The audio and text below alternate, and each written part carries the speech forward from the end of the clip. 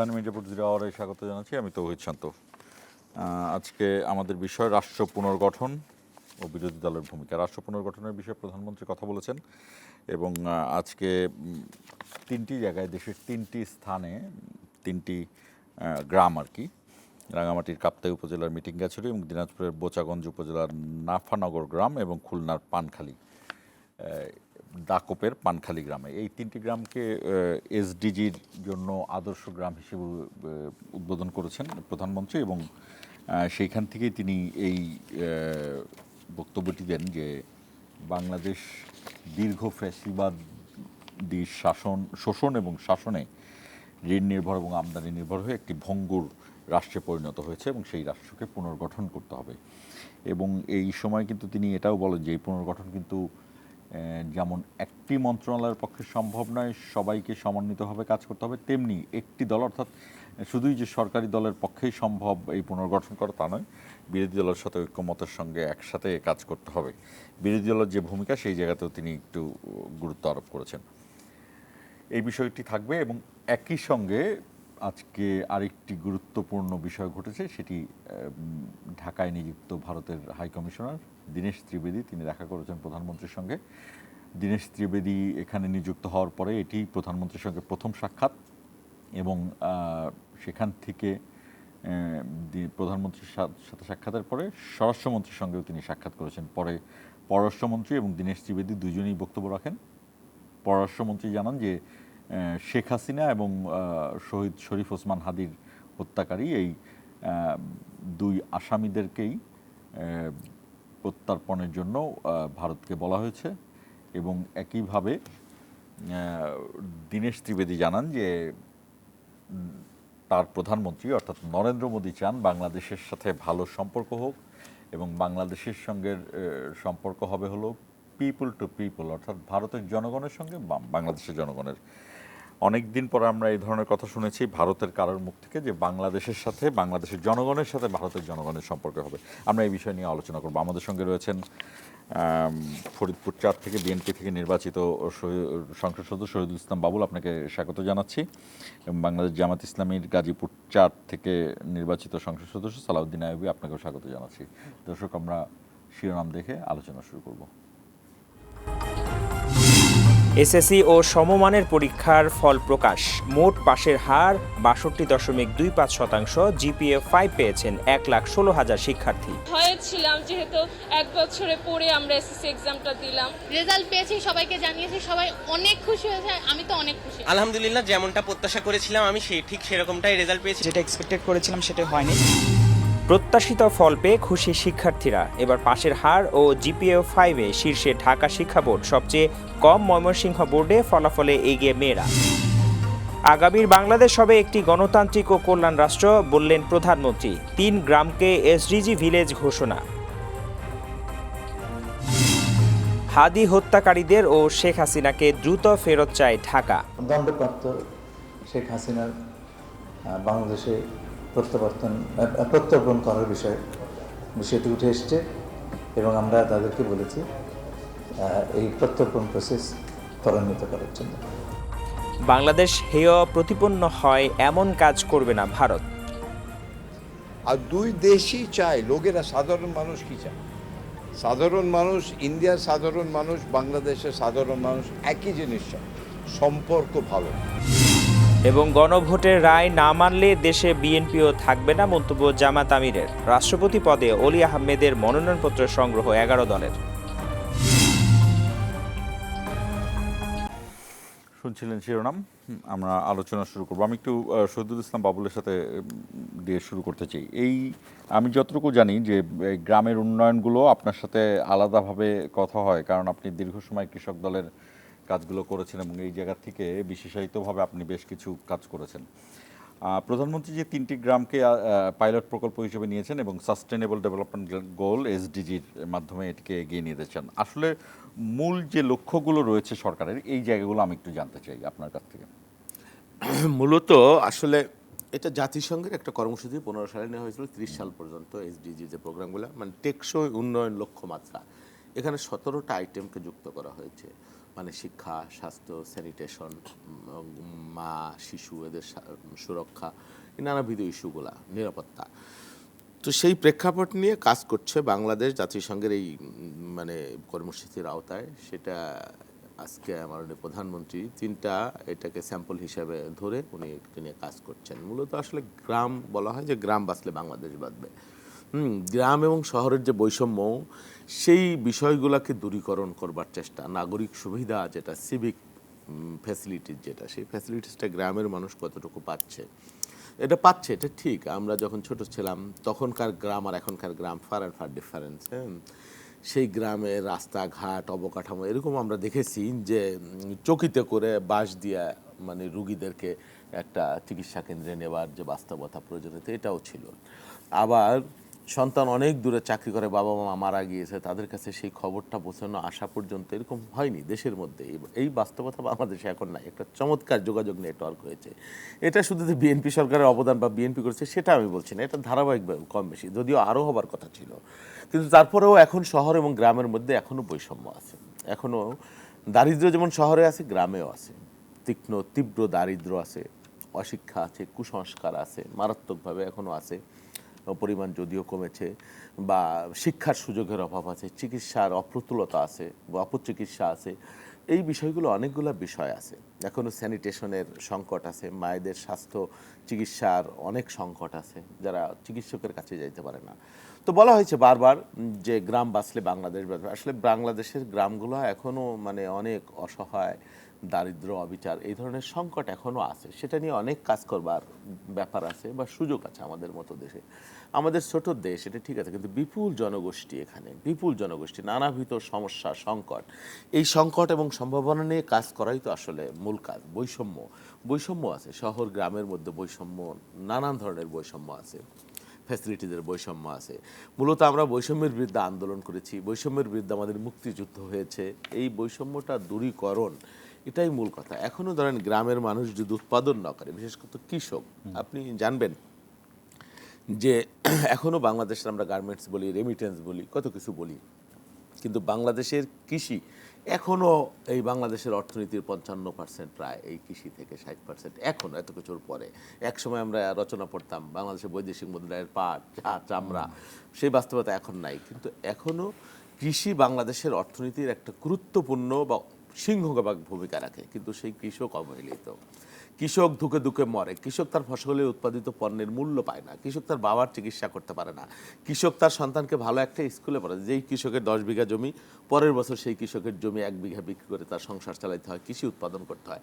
কিন্তু ওই যে যারা বাধ্য না হয়, তারা তো মানে বাধ্য হয়েই করে, পুরনো পেশা, বাপদাদার পেশা বলে, বা ভিন্ন কোনো বাস্তবতা নাই, প্রয়োজন মানে চেষ্টা নাই, যার সন্তান 5টা আছে, একজন বিদেশে পাঠিয়ে দিচ্ছে, পড়ালেখা শেখাচ্ছে, চাকরির বাজারে সংকট, বেকারত্ব, হাহাকার, আবার অন্যদিকে মাদকের সর্বনাশ, বল, নানাবিধ সংকট গ্রামীণ জনপদে মানুষকে কুরে করে খায়। আমি একটু কৃষকের ব্যাপারটা বললেন আপনি, কৃষি কার্ডের ব্যাপারটা জানতে চাই, এবং একই সাথে বলি যে এই কৃষি কার্ড তো শুধুমাত্র যেখানে যেখানে বিএনপির এমপিরা কাজ করছেন সেখানকার জন্য না, কৃষি কার্ড তো নিশ্চয়ই সারা দেশের। আমি জানতে চাই যে আপনারা, যেহেতু আমরা আজকের বিষয়টি নিয়েছি যে বিরোধী দলের ভূমিকা এই রাষ্ট্র পুনর্গঠন এবং বিরোধী দলের ভূমিকা, অর্থাৎ বিএনপি, জামাত ইসলামী, সব দলের ভূমিকার জায়গা থেকে আপনার কেমন মনে হচ্ছে যে সব জায়গা থেকে এগোচ্ছেন আপনারা এই রাষ্ট্র পুনর্গঠনে? না, হ্যাঁ, আপনি যেটা বলছিলেন কৃষি কার্ড, ফ্যামিলি কার্ড, যাই বলেন, এটা বিএনপি নির্বাচনী ইশতেহার কর্মসূচি, যদিও এটা নিয়ে আমরা অনেক টিটকারি, ব্যঙ্গ মানে শিকার হচ্ছি, কিন্তু সত্যিকার অর্থেই এই সুবিধাটা যদি গ্রামীণ একটা একেবারে কি বলে রুটের নারীকে যদি, এবং তারা যে কি পরিমাণ উদ্গ্রীব, যারা এর বিরোধিতা করে তারাও কিন্তু বলে হ্যাঁ কৃষি ফ্যামিলি কার্ড দিব, কৃষি কার্ড দিব বলছে, কিন্তু গ্রামের মানুষ বিরোধিতা করে না, করছে তো আমাদের বিরোধী দলের কেউ কেউ জেনে না বুঝে এটা টিটকারি করে, মানে বিরোধিতা করে, ব্যঙ্গ করে বিএনপিকে, কার্ড সরকার, এই সে নানান ধরনের কথা বলে। কিন্তু এই কার্ডের জন্য যে মানুষ কি পরিবার উদ্গ্রীব, কেন উদ্গ্রীব আপনি জানেন? 2,500 টাকা একটা প্রান্তিক পর্যায়ের একটা নারী, আমি গ্রামে গেলে কত নারী আসে, কত মানুষ আছে অসহায়, চিকিৎসা করতে পারছে না, পড়াশোনা করাইতে পারছে না, স্বামী পরিত্যক্ত বা স্বামী বিধবা নারী, নানান ধরনের সংকট, বা ডিভোর্সি নারী, এই ধরনের মহিলার সংখ্যা অনেক আসে সামান্য একটু সাহায্যের জন্য। তাদেরকে আপনি 500-1000 টাকা যদি দেন, তাহলে তাদের চেহারাটা মানে দেখবেন মানে মানে একটা আনন্দের উৎস্ফুরণ যায়, এটার মধ্যে একটা প্রশান্তি আছে। তো সেই জন্য এই টাকাটা যদি সত্যিকার অর্থেই প্রান্তিক জনপদের একজন নারী পায়, তাহলে কিন্তু তার জন্য এটা একটা বিরাট সাশ্রয়। আমাদের জন্য 2000-2500 টাকা বড় ব্যাপার না হতে পারে, কিন্তু তাদের জন্য একটা বড় ব্যাপার। আমি বিশ্বাস করি এই সরকার এই ফ্যামিলি কার্ডের জন্য এই বাজেট থেকে কাজ শুরু হয়েছে। শুধু ফ্যামিলি কার্ড কেন, কৃষক কার্ডকে দেওয়ার মাঝে হলো কৃষকের শুধু কার্ডেই তার সমস্যার সমাধান হবে না, তার পণ্যের মূল্য তাকে পেতে হবে। যে আসার কথা হলো, দেখেন বিএনপি যতবার ক্ষমতা এসছে, আমি 1 মিনিট বলি, জিয়াউর রহমানের আমলের থেকে শুরু করে এই যে কৃষি উৎপাদন, জিয়াউর রহমান বলেছিলেন 3 গুণ করা যায়, আপাতত 2 গুণ করতে হবে। তিনি ধান গবেষণা ইনস্টিটিউট করলেন, পাট গবেষণা ইনস্টিটিউট করলেন, ধানের উচ্চ প্রজাতি, ইরি হলো দুর্ভিক্ষ পীড়িত দেশ, হাজার হাজার লক্ষ লক্ষ মানুষ, কুকুরে মানুষ একসাথে খাবার খেত, বা তলাবাহীন ঝুড়ির দেশ, একটা মানে ম্যাজিকের মতো 3.5 বছরে খাদ্যে স্বয়ংসম্পূর্ণ হয়ে গেল। খাল কাটলেন কয়েক হাজার কিলোমিটার, হ্যাঁ, ফুলে ফলে সুশোভিত করলেন, তারপর সবুজ বিপ্লব করলেন, জিকে প্রজেক্ট চালু করলেন অসংখ্য। বেগম খালেদা জিয়া এসে প্রথমেই 25 বিঘা জমির খাজা মাফ করলেন 91 সালে, 25 বিঘা এবং 5,000 টাকার কৃষি ঋণ। ওই সময়ের 5,000 টাকা বর্তমান অর্থনীতিতে নিশ্চয়ই এটা 1 লক্ষ টাকার কম হবে না। এই সরকার ক্ষমতা গ্রহণ করে মাত্র 6 দিনের মাথায় ফার্স্ট ক্যাবিনেট মিটিং বা 15 লক্ষ কৃষকের 1,200 কোটি টাকার কৃষি ঋণ মাফ করে দিয়েছেন এই বিধ্বস্ত অর্থনীতির মধ্যে।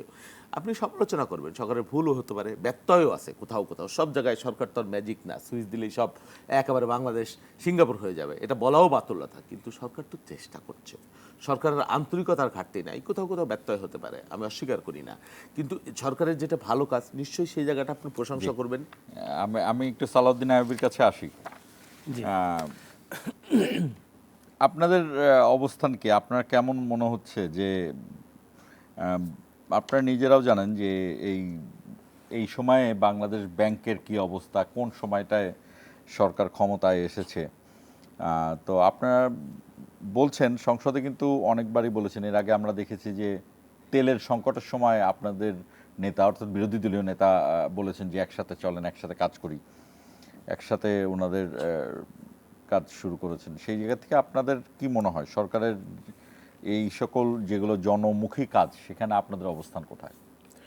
ধন্যবাদ আপনাকে, ধন্যবাদ সম্মানিত শহীদুল ইসলাম বাবুল ভাইকে, সম্মানিত দর্শকবৃন্দকে। দেখুন, গণতান্ত্রিক দেশে সরকারি দল এবং বিরোধী দল হাতে হাত রেখে চলতে না পারলেও সমান তালেই চলতে দেওয়ার সুযোগ যদি পাওয়া যায়, তাহলে দেশকে উন্নতির দিকে নিয়ে যাওয়া যায়। আমরা যে সকল দেশে গণতন্ত্র খুব ভালোভাবে চর্চা হয়, সেখানে দেখি সরকারি দল এবং বিরোধী দল দেশের স্বার্থে, দেশের প্রয়োজনে ঐক্যবদ্ধভাবে সবসময় কাজ করে। কিন্তু বাংলাদেশের দুর্ভাগ্য এটা যে বিরোধী দল মানেই হলো শুধু বিরোধিতাটাকে সবার আগে প্রায়োরিটি দিবে, এটাকে সামনে রেখেই কাজ করবে। এই রীতিটা বাংলাদেশের গণতান্ত্রিক ধারায় হয়ে আসছে। এই চিত্র থেকে বের হওয়াটা মানে অনেক কঠিন, চর্চার জায়গা থেকে, বাস্তবতার জায়গা থেকে। এরপর আলহামদুলিল্লাহ বাংলাদেশ জামাত ইসলামী চেষ্টা করছে। সরকার মানে 2030 সালের মধ্যে জাতিসংঘের যেই এসডিজি প্রজেক্টে কাজ করার চেষ্টা করছে। এখানে প্রত্যেকটা খাতে বিরোধী দলের সহযোগিতা দরকার। সহযোগিতা ছাড়া কোনো সরকারি লক্ষ্য বাস্তবায়ন করতে পারবে না। উৎপাদনের কথা যদি বলেন, উৎপাদনের মানে প্রত্যেকটা কৃষকের যদি বিবেচনা করেন, সেখানে সরকারি দল আছে, বিরোধী দল আছে। যেই কথাগুলো আপনারা বলছিলেন, দেশের স্থিতিশীলতা বিরোধী দলের সাথে একেবারে ওতপ্রোতভাবে সম্পর্কিত। বিনিয়োগের পরিবেশ তৈরি করার জন্য একেবারে বিরোধী দলের সাথে সম্পর্কিত। সবচেয়ে বেশি জরুরি যেটা, সেটা হলো সরকারের মধ্যে নানা ধরনের লোক আছে। বিশেষ করে সরকারের আমি বলবো যে মঙ্গলজনক চিন্তা থেকে সরকারকে সহযোগিতা করে এরকম লোক যেমন আছে, এই প্রেক্ষিতে বর্তমান সরকার যে প্রেক্ষিতে আছে, রন্ধ্রে রন্ধ্রে ফেসিবাদের দোসররা আছে, যারা সরকারকে প্রশ্নবিদ্ধ করতে চায়, দুর্নীতির আখড়া বসাতে চায়, আগের সেই চর্চাটাকে মানে অব্যাহত রাখতে চায়। এই দুর্নীতিটাকে যদি অব্যাহত রাখতে না দেওয়ার চিন্তা করা হয়, সেক্ষেত্রে বিরোধী দলের একটা মুখ্য ভূমিকা থাকে।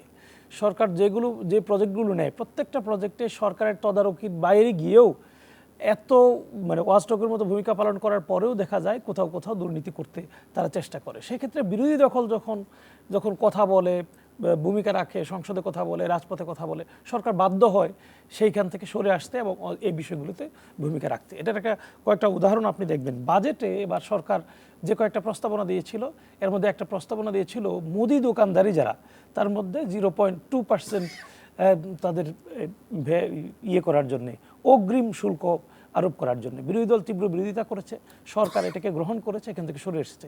কালো টাকা সাদা করার প্রস্তাবনা সরকারি দল দিয়েছিল, সেখানে বিরোধিতা সরকারি দল কথা বলেছে, সরকার সেখান থেকে সরে আসার চেষ্টা করছে। আপনার কথা থেকে আমার একটা প্রশ্ন আসলো যে অর্থাৎ আপনারা যা বলছেন সেই অনুযায়ী সরকার সেইভাবে আইন প্রণয়ন করছে, আইন প্রণয়ন করছে, আজকে প্রত্যেকটা বিষয় এরকম নয়, খুব স্বাভাবিকভাবে। আজকে শহীদুল ইসলাম বাবুল, আপনি শুনেছেন কিনা, আজকে গাইবান্ধার সাকাঠায় বিরোধী দলীয় নেতা গিয়েছেন ডাক্তার শফিকুর রহমান, তিনি বলছেন যে সরকার খেয়াল খুশি মতো দেশ পরিচালনা করছে। নিঃসন্দেহে আপনি একজন মানুষের দুইটা দিকই দেখবেন। সরকার যেভাবে বাজেটে আমাদের এই ইস্যুগুলোকে গ্রহণ করেছে, জ্বালানি তেল সংকটে বিরোধী দলকে সাথে নিয়ে কাজ করেছে, এইটাকে আমরা প্রশংসা করেছি। যেমন যেদিন বেনজির আহমেদ গ্রেফতার হলেন, সেদিন মাননীয় স্বরাষ্ট্রমন্ত্রী সংসদে দাঁড়িয়ে 300 ধারায় বিবৃতি দিয়েছেন। বিবৃতির প্রেক্ষিতে আমরা সবাই হাততালি দিয়ে, একেবারে 300 সদস্য হাততালি দিয়ে এটাকে প্রশংসা জানিয়েছি। কিন্তু যখন এই বেনজির আহমেদকে সরকার বাংলাদেশে ফেরত আনতে পারলো না, এই ব্যর্থতা কি আমরা কোনোভাবেই মানুষের কাছে তুলে ধরবো না? এটা কি সরকার ব্যর্থতা হিসেবে মেনে নিবে না? সরকার যে ফেরত আনতে পারলো না, এই কথাটা সংসদের বাইরে, সরকারি দলের বাইরে গিয়ে বিরোধী দলের যারা আছে, অন্যান্য রাজনৈতিক দল যারা আছে, তারা কি বলবে না? যদি বলতে না পারে, বলতে না দেওয়া হয় বা না বলে, তাহলে আসলে গণতন্ত্রটা থাকলো কোথায়? এটাই তো গণতন্ত্র। যেটা সরকারের জন্যে সুবিধাজনক হবে সেটাই শুধু আমরা বলবো, এটার নাম বিরোধিতা নয়, বা বিরোধী দল করতেই হবে। সুতরাং বেনজির আহমেদ সাহেব আসতে পারেন এই কথাটা আমরা বলবোই। আবার যখন তিনি গ্রেফতার হয়েছিলেন, সরকার সেখানে ভূমিকা পালন করেছে, সেজন্য ধন্যবাদ দিবই। এটাই গণতান্ত্রিক প্রক্রিয়া। সরকার জায়গায় জায়গায় যেই জায়গায় ভুল করছে, সেই জায়গায় তার সংশোধন দরকার, সে কথাগুলো বলার সুযোগ গণতন্ত্রই আমাদেরকে করে দিয়েছে। সুতরাং গণতান্ত্রিক চর্চা করতে গেলে এই সুযোগটাকে প্রয়োগ করার সুযোগটা দিতে হবে, এটাই বাস্তবতা। এখানে গাইবান্ধার সাকাটায় একজন জামাত এবং একজন ছাত্র শিবিরের 2 নেতাকে হত্যা করা হয়েছে এবং জামাতের থেকে অভিযোগ করা হচ্ছে এটি বিএনপির নেতাকর্মী, যুব দলের মামলাও হয়েছে, তাদেরকে বহিষ্কার করা হয়েছে। এবং সেই জায়গা থেকে দ্ব্যর্থহীন ভাষায় আপনাদের নেতা এবং সংসদের বিরোধী দলের নেতা বলেছেন যে এই ঘটনাগুলো ঘটতে থাকলে বিএনপির অবস্থা আগেকার যে দলটি ছিল সেই দলের মতো হবে। নিঃসন্দেহে দেখুন, মানে যারা বা যিনি অন্যায় করেন, তিনি যদি বিচারের আওতায় আসেন, তাহলে ন্যায় বিচার যেভাবে প্রতিষ্ঠিত হবে। আর কোনো কারণে যদি আশকারা পান, বিচারের আওতায় না আসেন, তাহলে অন্যায় বাড়তে থাকবে। আর যেই সমাজে অন্যায় বাড়তে থাকবে এবং সমাজ যারা নিয়ন্ত্রক, সমাজের যারা শাসক, তারা যদি এই অন্যায়কে মোকাবেলা করতে না পারেন, অন্যায় নিয়ন্ত্রণ করতে না পারেন, এই অন্যায়কারীরাই পরবর্তীতে এই সরকারের ঘাড়ে চেপে বসে সরকারকে এখান থেকে বিতাড়িত করেন। এটা আমরা একেবারে স্পষ্ট গত 17 বছরে দেখেছি। যাদেরকে গত সরকার আশকারা দিয়ে নিজেদের প্রয়োজনে কাজে লাগিয়েছিল দেশের বিরুদ্ধে, তারাই তাদের বিরুদ্ধে কাজ করে সরকারকে একেবারে মানে এমন অবস্থা করেছে যেটা তার কল্পনা করে দেশ থেকে পালিয়ে যেতে বাধ্য হয়েছে। এটা শুধু বিএনপির জন্য না, যে সরকারে আসুক, তারা যদি ন্যায় বিচার প্রতিষ্ঠা করতে না পারে, অন্যায়কে প্রশ্রয় দেয়, সুযোগ করে দেয়, তাহলে খুব স্বাভাবিকভাবে তাদের এই পরিণত হবে। এটা তো খুব স্বাভাবিক। আমরা একটু বিরতির সময় হলো। শহীদুল ইসলাম বাবুল, আপনার কাছেও প্রশ্ন রেখে যাই, আপনি যদি তার কথার কোনো যুক্তি খণ্ডন থাকেন সেটিও বলবেন। এবং এর আগে একই সঙ্গে প্রশ্ন করি, আজকে দীনেশ ত্রিবেদী, তিনি ঢাকায় নিযুক্ত ভারতের হাই কমিশনার, তিনি দেখা করেছেন প্রধানমন্ত্রীর সঙ্গে এবং স্বরাষ্ট্রমন্ত্রীর সঙ্গে। পররাষ্ট্রমন্ত্রী বক্তব্য রেখেছেন, দীনেশ ত্রিবেদীও বক্তব্য রেখেছেন এবং দীনেশ ত্রিবেদী ঠিক এই মুহূর্তে এই বৈঠকগুলোর পরেই জরুরি ভিত্তিতে দিল্লিতে গিয়েছেন। এইটি নিয়ে খুব আলোচনা চলছে। শেখ হাসিনার এখানে ফিরে আসা, শেখ হাসিনার সেখানকার বক্তব্য দেয়া, এটি নিয়ে দারুণভাবে আলোচনা চলছে। এই সব কিছু নিয়ে আমাদের আলোচনা চলবে বিরতির পরে। দর্শক, আমাদের সঙ্গেই থাকুন, 1 মিনিট পরে ফিরছি।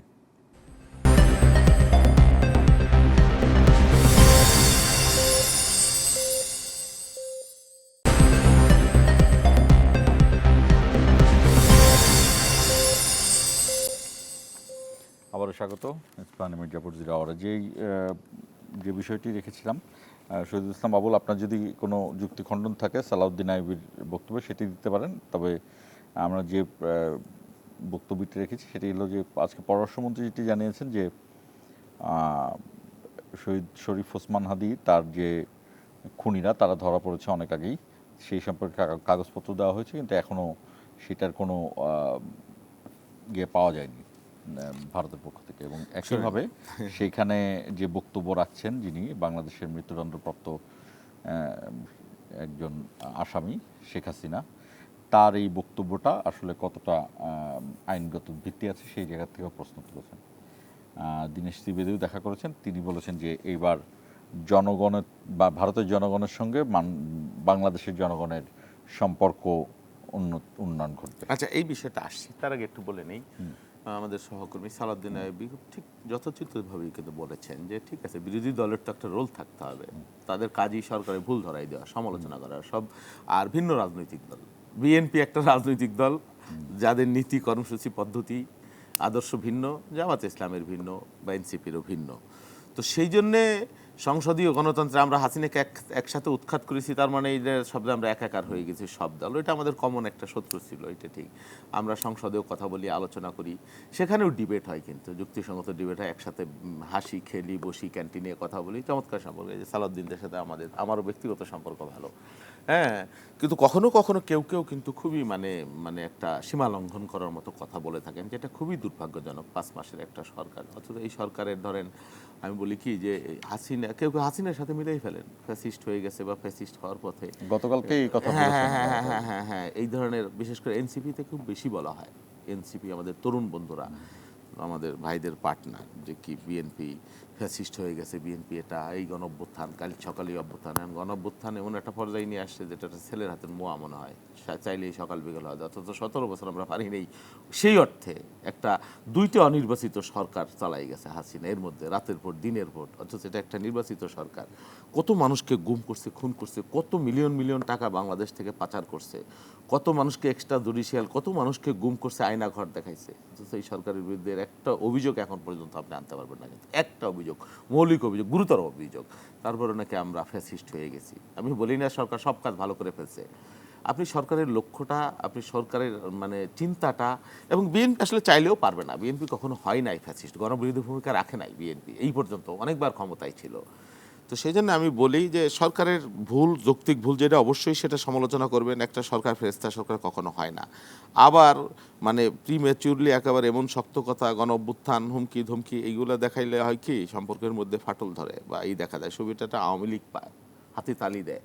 আমরা 5 তারিখে যে ধরনের শিবির, বিএনপি, ছাত্রদল যেইভাবে মারামারি করলাম, এটা কার দোষ কার নয় সেই পোস্টমর্টেম হয়তো করা যাবে। এক হাতে তার তালি বাজে নাই, হ্যাঁ, আমি আমার দায় স্বীকার করিনি বলছি, তালিটা 2 হাতেই বেজেছে, হ্যাঁ।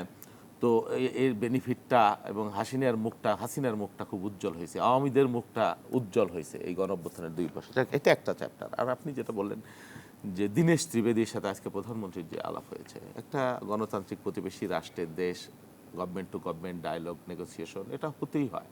না হলে গ্লোবাল সোসাইটিতে আপনি মুভমেন্ট করতে পারবেন না, আপনি দেশ চালাইতে পারবেন না।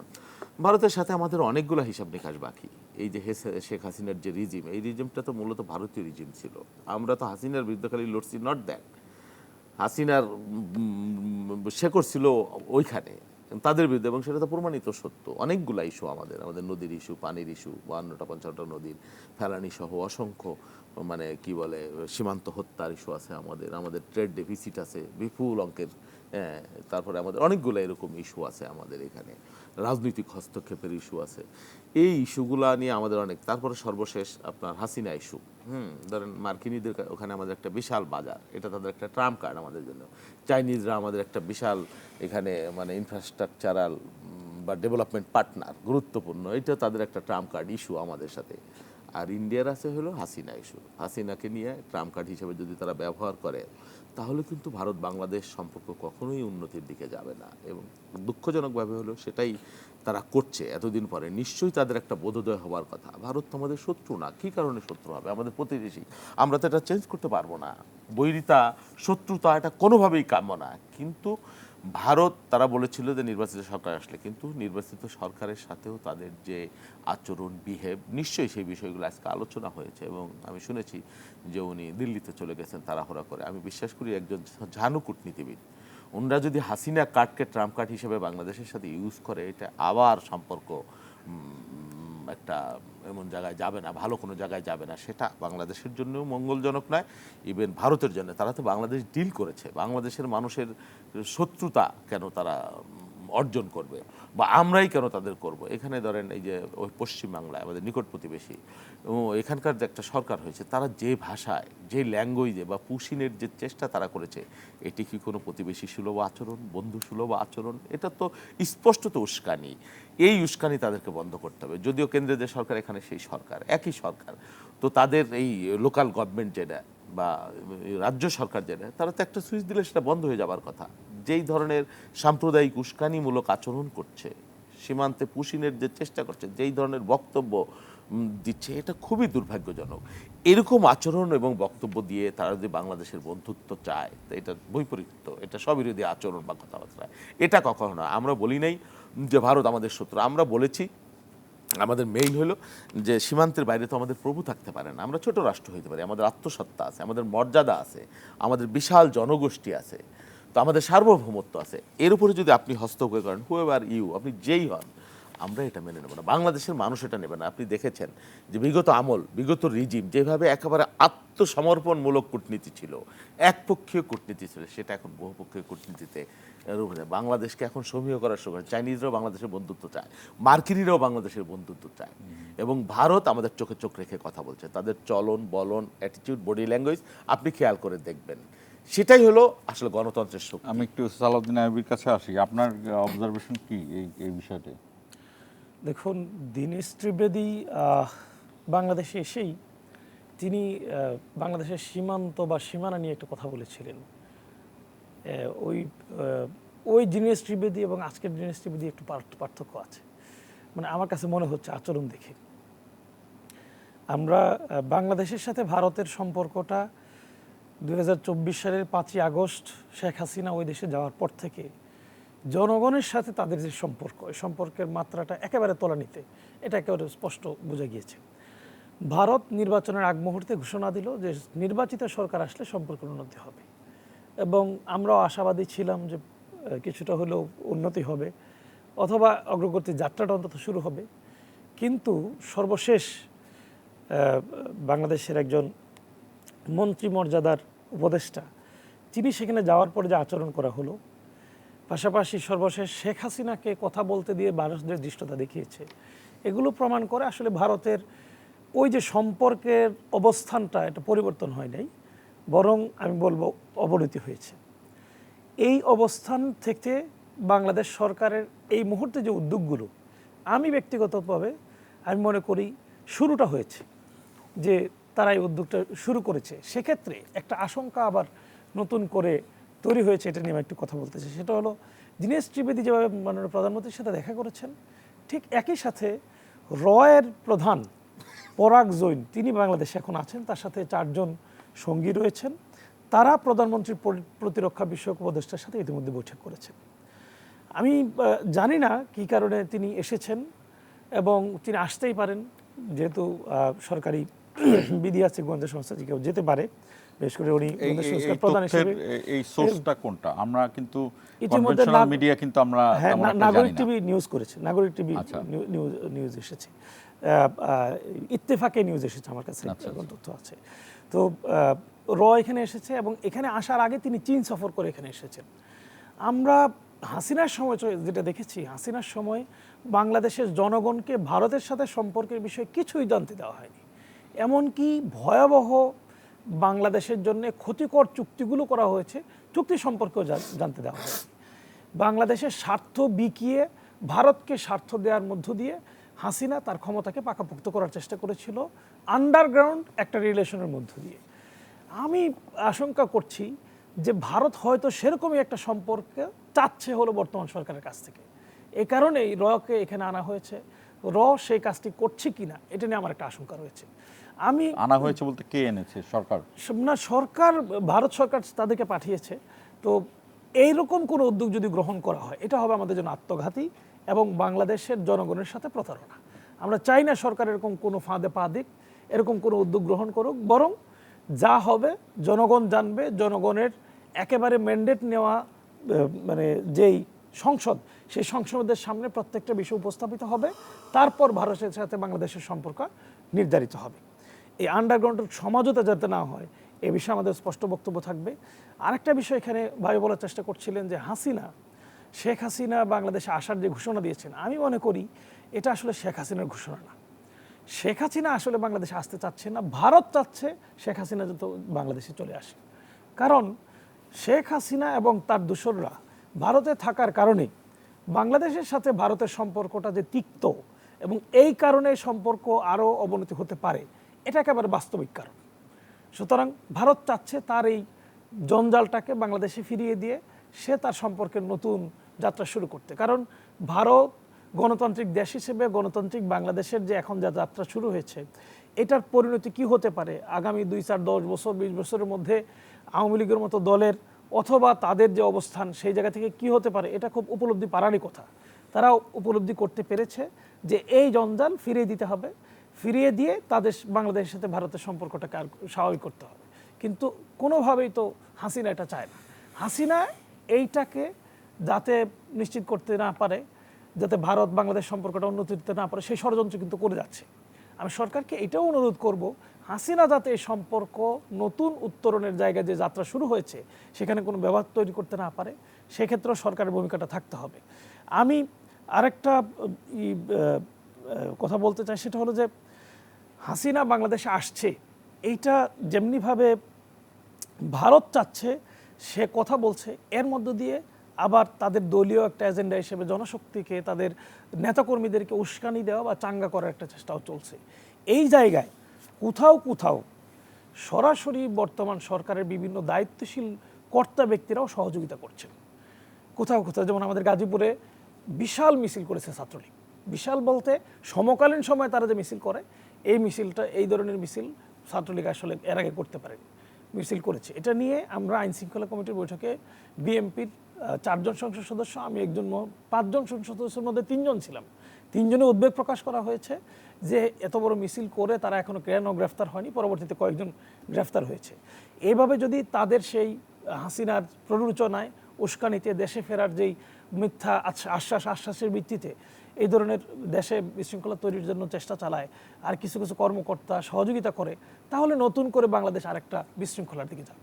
সুতরাং এই হাসিনা কাণ্ডকে কেন্দ্র করে বাংলাদেশ ভারতের সম্পর্ক, পাশাপাশি দেশের বিশৃঙ্খলা যাতে না হয় সেক্ষেত্রে সরকারের ভূমিকা থাকবে, সেই প্রত্যাশা করছি। কোথাও কোথাও কোনোভাবে এই উদ্যোগ নেওয়া হলেও বাস্তবিক পক্ষে অনেক জায়গায় সেটা কার্যত ভূমিকা রাখতে পারছে না।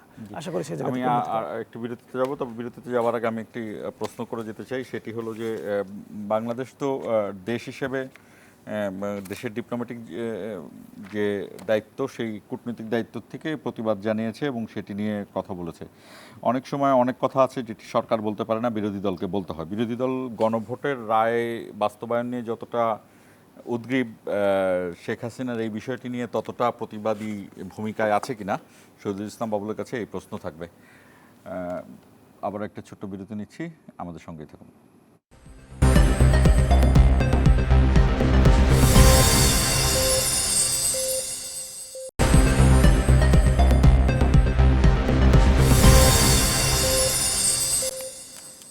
আবারও স্বাগত ইস্পাহানি মির্জাপুর 0 আওয়ারে। যে প্রশ্নটি রেখে গিয়েছিলাম যে এই ধরনের ঘটনায়, জিওপলিটিক্যাল ঘটনা বা আন্তর্জাতিক বিষয়গুলোতে অনেক সময় অনেক বিষয় থাকে, সেটা হলো যে সরকার তার স্ট্রাকচারের মধ্যে থেকে প্রতিবাদ জানায়, মানে ডিপ্লোম্যাটিক ফ্রেমের মধ্যে থেকে, এবং অনেক সময় যদি কার্যকর বিরোধী দল হিসেবে বিরোধী দলের পক্ষ থেকে এক ধরনের আলাদাভাবে একটা পটভূমি থাকে তাদের অবস্থান।